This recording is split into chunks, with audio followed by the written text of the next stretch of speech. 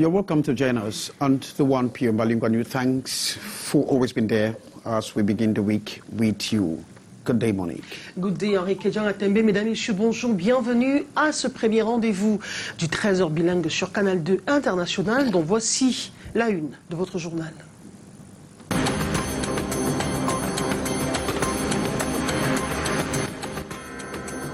Deux générations s'entrechoquent lors de la célébration des 40 ans de Paul Biya à la tête du Cameroun.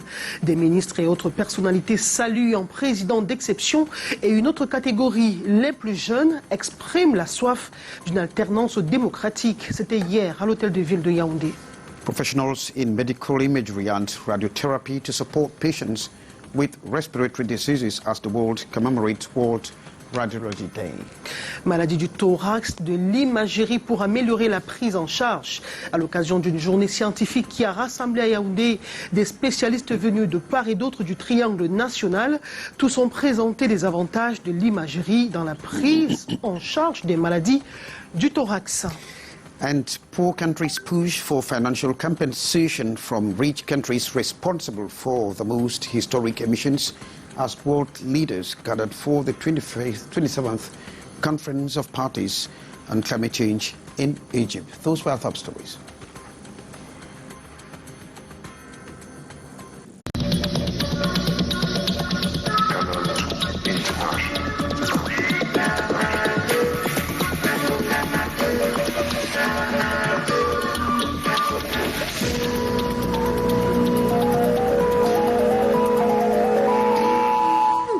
Thanks and welcome to join us on this edition of the 1 p.m. Bilingual News.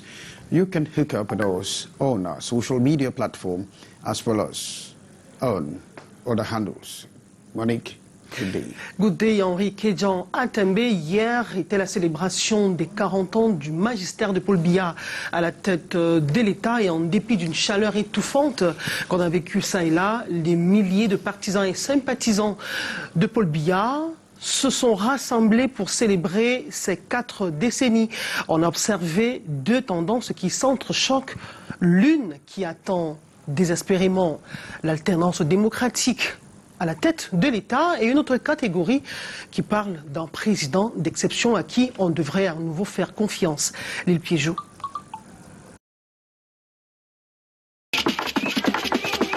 Au son entêtant des tam-tams et sous une chaleur écrasante, des milliers de militants et sympathisants du RDPC se sont massés à l'hôtel de ville de la capitale dimanche pour magnifier le président Paul Biya après 40 années à la tête du Cameroun. Ils ont crié, dansé au rythme d'une sono, diffusant des chansons à la gloire de Paul Biya.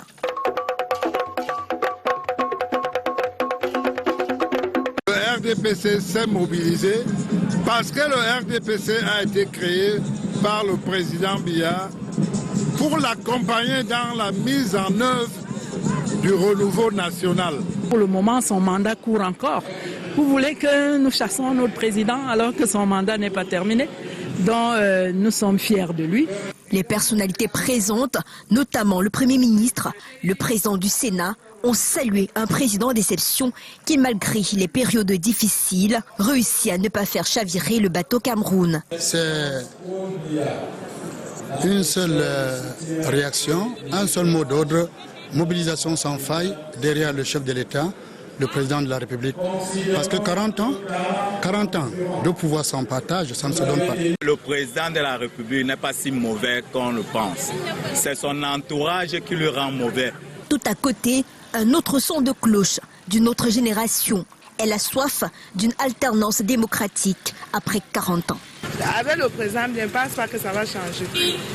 C'est avec une nouvelle équipe que ça peut changer. Après 40 ans, si rien n'a changé, ça va de mal en pire. Moi, je suis né en 88, je n'ai que connu son excellence Biya au pouvoir et j'aimerais connaître un autre président. C'est toujours mieux de l'alterner. Le cap de 40 ans franchi, le Cameroun rentre dans une autre phase de son histoire. D'un côté, de nombreux défis à relever, précisément sur le plan sécuritaire. Et de l'autre, l'alternance qui demeure un sujet tabou. Et en marge de cette célébration des 40 ans de Paul Biya à la tête de l'État, les membres de la coalition Tournons la page se sont rassemblés lors d'un point de presse et à l'occasion, justement, ils ont dressé un bilan qui leur semble négatif après 4 décennies. À la tête de l'État, Joël John III, Serge Alain Zébou. Les 40 années passées par le président de la République Paul Biya à la tête du pays n'intéressent pas que le parti au pouvoir et ses sympathisants. La coalition dénommée Tournons la page Cameroun s'invite au débat et dresse un bilan peu élogieux de l'an 40 du renouveau. Pour Tournons la page, les 40 ans sont négatifs. Pour Tournons la page Cameroun, c'est le changement de système. Et pour le changement de système, nous préconisons les États généraux de la nation. Le président de cette coalition s'appuie sur un certain nombre de faits pour asseoir sa pensée. Si on regarde le nombre d'entreprises qu'il y avait au Cameroun en 1982, elles n'existaient plus. Nous, on n'évalue pas. On constate seulement qu'aujourd'hui, le pouvoir d'achat est le plus bas, avec un SMIC de 36 200 francs. Aujourd'hui, l'inflation est totale. Ce qui coûtait 500 francs coûte il y a même 5 000 francs. Les participants de la conférence de presse de ce 3 novembre 2022 se recrutent parmi différentes familles d'acteurs sociaux. Un plaidoyer international pour la limitation des mandats au Cameroun est d'ores et déjà annoncé. La suite de ce journal en santé avec une formation en vue de la prévention des maladies respiratoires. Henri Kedjan Atembe. And professionals in medical imagery and radiotherapy to support patients with respiratory diseases as the world commemorates World Radiology Day today. In fact, it's placed under the team radiographers at the forefront of patients' safety. The day highlights the role of radiographers and radiotechnologists play in promoting and maintaining the safety of patients throughout their journey. Beatrice Ngamo reports ahead of that ceremony. There was a press conference. In our daily activities, we inhale dust like humidity that leaves our chest fragile. So too the COVID-19 pandemic has revealed a lot around our chest. Radiology, radiotherapy is at the center of diagnosis. The chest is a region of the mammalian body between the neck and abdomen, as well as the cavity containing the heart and lungs.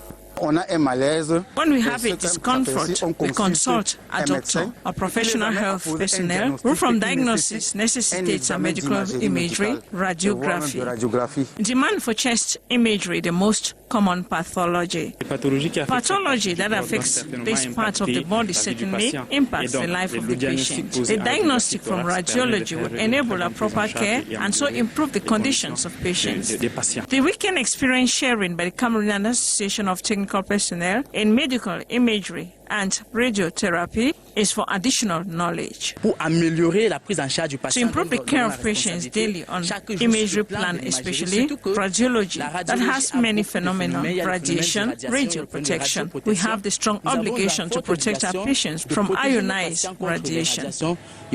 Activities ahead of World Radiology Day tomorrow, November the 8th.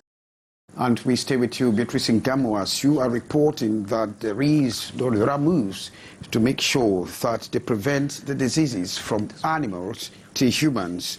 And this is the new approach, or there is a new approach in preventing these zoonotic diseases. Once more, Beatrice Ngamo. The focus this day was on One Health, a collaborative, multi-sectoral and transdisciplinary approach with the goal to achieving optimal health outcomes, recognizing the interconnection between people, animals, plants, and their shared environment. The triad of human, animal, and the environment. Then zoonotic, diseases that can stream between animal and man, with particular case monkeypox. The first in Cameroon, August 2022. 16 of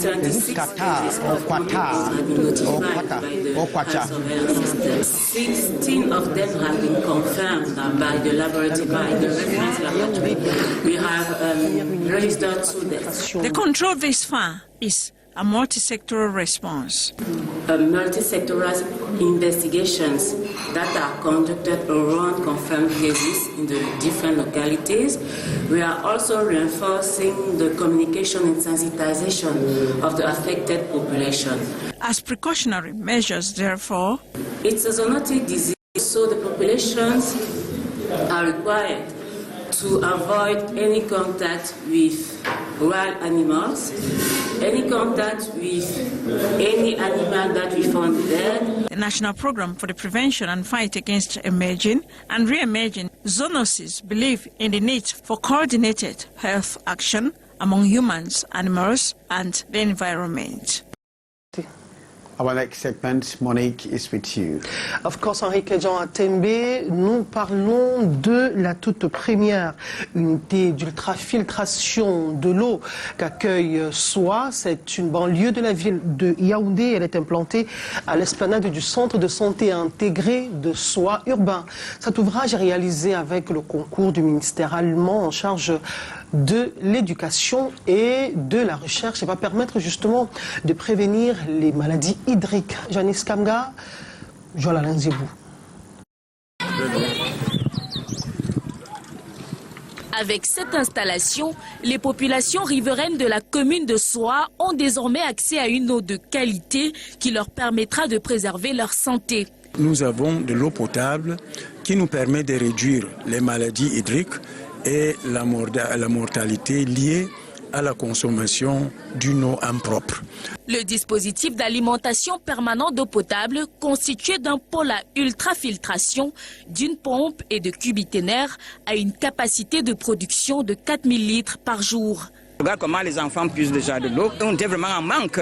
Il s'agit d'un projet de recherche réalisé par le truchement de la coopération allemande et qui répond à la question: comment traiter de l'eau pendant les catastrophes comme des épidémies, des inondations ou encore une grave saison sèche. So this treatment plant can provide, let's say, only drinking water, like 2 liters per day, to 2,000 people. If people take 20 liters per day, for normal times, it's for 200 people. L'ouvrage a été dupliqué dans 2 autres communes du Cameroun, à savoir Yaoundé 5 et Douala 5e. Reportage réalisé par Janice Kamga et Bertrand Tassé. La suite de ce journal, nous parlons de l'environnement avec la menace qui pèse sur le bassin du Congo. Enrique Jean. Yeah, the Worldwide Fund for Nature has actually warned that member states of the Congo Basin must engage into urgent measures in combating the rising environmental threats within the forest zone. The growing destructive activities of individuals have actually led to the prevailing situation, as we hear from you, Hyacinth. The 2022 Living Planet report on the Congo Basin reveals that the largest tropical rainforest is under serious threats imposed by the activities of man. Globally, we estimate that 10 million of forest cover is lost every year.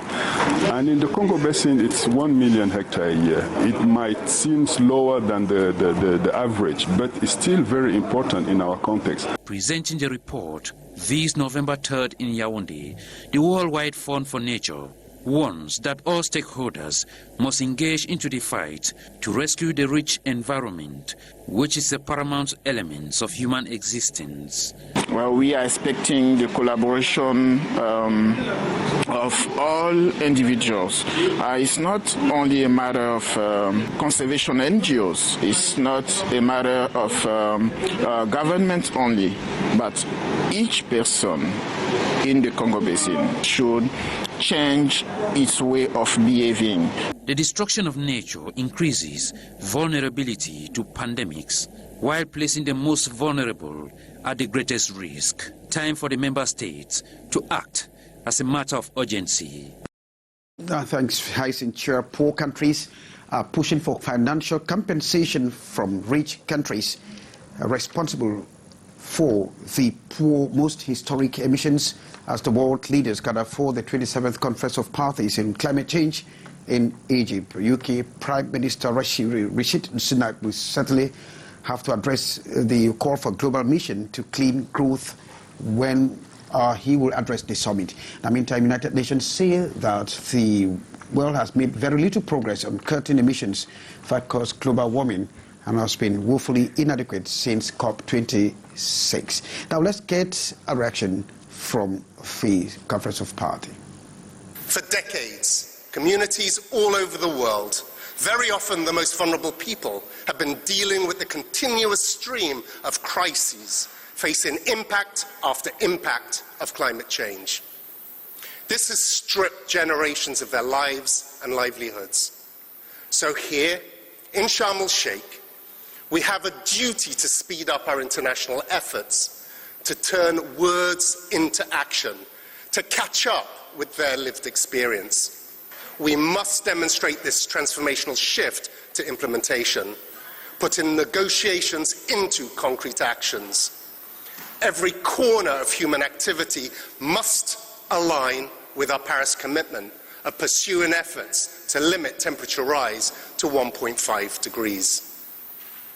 Let's be encouraged by the strides that certain sectors are making on this, and let's look closer at how the global financial architecture can be made fit for purpose in line with the Paris commitments. Mitigation, adaptation, finance, and crucially, loss and damage. We need to enable enhanced finance to flow to addressing impacts. What is said in these negotiating rooms has to be reflected in the urgency of what is happening outside. Well, thanks very much. That except of Simon Steele, there was kept for us by Mparoki Define, Ramsey Jr., Monique, we talk literature.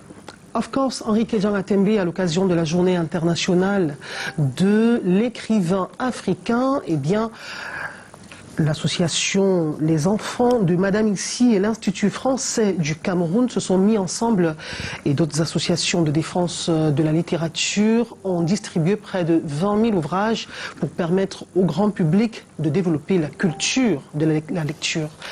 Ariou, Junior Ossa pour les détails. Une vague d'acteurs de la chaîne du livre occupe la salle de spectacle de l'Institut français du Cameroun antenne de Douala. Elle est bénéficiaire de 525 cartons de livres, soit près de 20 000 livres, un geste au profit de la lecture publique au Cameroun. Contribue à l'émancipation des jeunes et forme les citoyens de ce pays. Elle contribue à une meilleure compréhension de l'autre et donc au renforcement de la paix et du vivre ensemble. 25 bibliothèques associatives, universitaires et de communes du Cameroun sont ainsi soutenues par l'association Les Enfants de Madame Ici, basée en région parisienne, en France. Ça fait tout naturellement, tout simplement. Nous ne faisons que apporter les bouquins. C'est pas nous qui faisons le boulot derrière. Le travail essentiel, c'est vraiment le travail des associations, des bibliothèques derrière, qui fait un travail remarquable auprès des enfants et des adultes, pour celles qui travaillent avec les adultes aussi. L'association Les Enfants de Madame Ici vise par ce geste promouvoir l'éducation et la lecture publique au Cameroun. On rend la lecture accessible à tout le monde et le livre également, que ce soit dans les zones rurales reculées, dans lesquelles qui sont parfois marginalisées, que ce soit dans certains milieux défavorisés. Donc le don de l'association des enfants de Madame Ici tombe à point nommé. Près de 20 000 livres sur plusieurs domaines d'études sont désormais disponibles gratuitement à travers le pays. Merci Junior Ossin. Je rappelle, vous êtes journaliste et écrivain. Dans la suite de notre série consacrée au prélude de la Coupe du Monde de Qatar 2022 arrêt sur les stars, notre reporter Daniel Anissé-Boudji a répertorié pour nous quelques grands joueurs qui ont marqué et animé les précédentes Coupes du Monde et qui seront également présentes à... We talk football. The indomitable Lions of Cameroon will on this Wednesday, take on the Reggae Boys of Jamaica for the third friendly ahead of Qatar 2022. Head coach Rigobert Sobahanak says they are undergoing intensive training. Stephanie Chin reports. The indomitable Lions of Cameroon take on the Reggae Boys of Jamaica in a friendly game on November 9 in Yaoundé. The friendly is part of the Lions' preparation ahead of Qatar World Cup. According to head coach Rigobert Sobahanak, the Lions are currently undergoing intensive training in Yaoundé ahead of the encounter. I think it's been years since those at the local level had the opportunity to demonstrate their skills. I think it's good to give them the opportunity by allowing them face the Jamaican team. It's a good idea for the footballers and particularly for the local players to have a feel of the competition. After the game, Rigobert's song will come up with a list of 26 players for the World Cup tournament. The list of the 26 players is not out yet. We want to give the opportunity to local players to demonstrate their capabilities. Coach Rigobert's song expressed his ambition for victory earlier this week with all preparations geared towards the World Cup. We are not going there just for formality. Rather, we are going with the mind to represent Cameroon and to participate honorably. And why not to attain the objective like other countries who shall be present, which is to get to the finals. As Cameroon faces Jamaica come Wednesday, November 9, the last friendly match for the Indomitable Lions comes up on November 18 in Abu Dhabi against Panama. And we reach the Lions World. That brings us to the end of this newscast. We want to thank you graciously for having been there with us. I'm Kejan Henry Atembe. Wishing you a wonderful day ahead. Good day, Monique. Good day, Henri. Kejan Atembe. C'est ce lundi que s'ouvre à Sharm el-Sheikh en Égypte la COP 27, le rendez-vous pour faire le point sur la santé climatique et les mesures pour réduire le réchauffement climatique. L'Afrique qui fait un peu plus d'1 milliard de personnes ne pollue qu'à moins de 4% et donc l'Afrique est l'une des victimes du changement climatique. Le président Macron va y tenir un discours dans lequel il appellera la Chine et les États-Unis qui constituent les grands pollueurs à payer leurs cotisations dans le Fonds vert climat pour ainsi amener les pays africains à développer une énergie renouvelable, comme c'est le cas en Égypte qui a déjà produit 3 fois les énergies renouvelables en matière d'énergie solaire, on va le dire. Merci beaucoup mesdames et messieurs de l'avoir suivi. Nos programmes se poursuivent demain à 13h. Nous serons des vôtres avec le même plaisir. Good day, Henri Kejan. Good day.